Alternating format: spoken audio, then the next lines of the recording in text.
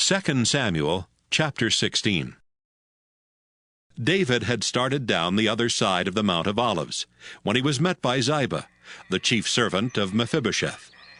Ziba had 2 donkeys that were carrying 200 loaves of bread, 100 handfuls of raisins, 100 figs, and some wine. "What's all this?" David asked.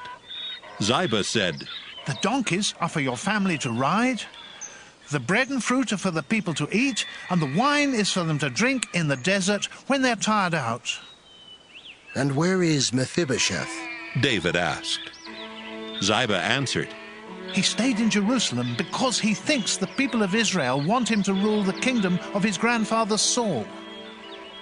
David then told him, "Everything that used to belong to Mephibosheth is now yours."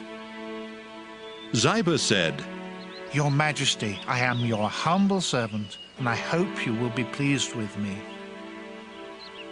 David was near the town of Bahurim when a man came out and started cursing him. The man was Shimei, the son of Gera, and he was one of Saul's distant relatives. He threw stones at David and his soldiers, and at everyone else, including the bodyguards who walked on each side of David. Shimei was yelling at David, "Get out of here, you murderer! You good-for-nothing! The Lord is paying you back for killing so many in Saul's family. You stole his kingdom, but now the Lord has given it to your son Absalom. You're a murderer, and that's why you're in such big trouble." Abishai said, "Your Majesty, this man is as useless as a dead dog. He shouldn't be allowed to curse you. Let me go over and chop off his head." David replied, "What will I ever do with you and your brother Joab? If Shimei is cursing me because the Lord has told him to, then who are you to tell him to stop?" Then David said to Abishai and all his soldiers, "My own son is trying to kill me. Why shouldn't this man from the tribe of Benjamin want me dead even more?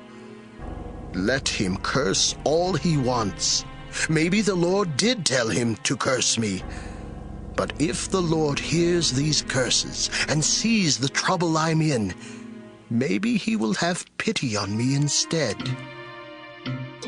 David and the others went on down the road. Shimei went along the hillside by the road, cursing and throwing rocks and dirt at them. When David and those with him came to the Jordan River, they were tired out.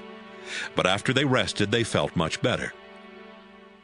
By this time, Absalom, Ahithophel, and the others had reached Jerusalem. David's friend Hushai came to Absalom and said, "Long live the king! Long live the king!" But Absalom asked Hushai, Is this how you show loyalty to your friend David? Why didn't you go with him? Hushai answered, "The Lord and the people of Israel have chosen you to be king. I can't leave.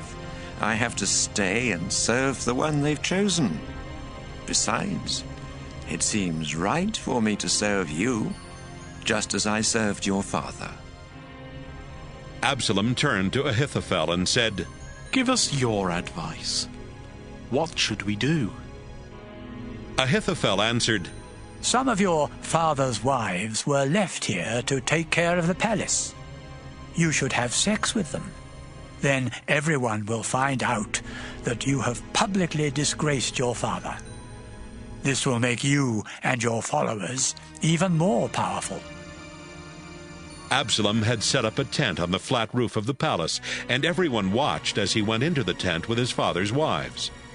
Ahithophel gave such good advice in those days that both Absalom and David thought it had come straight from God.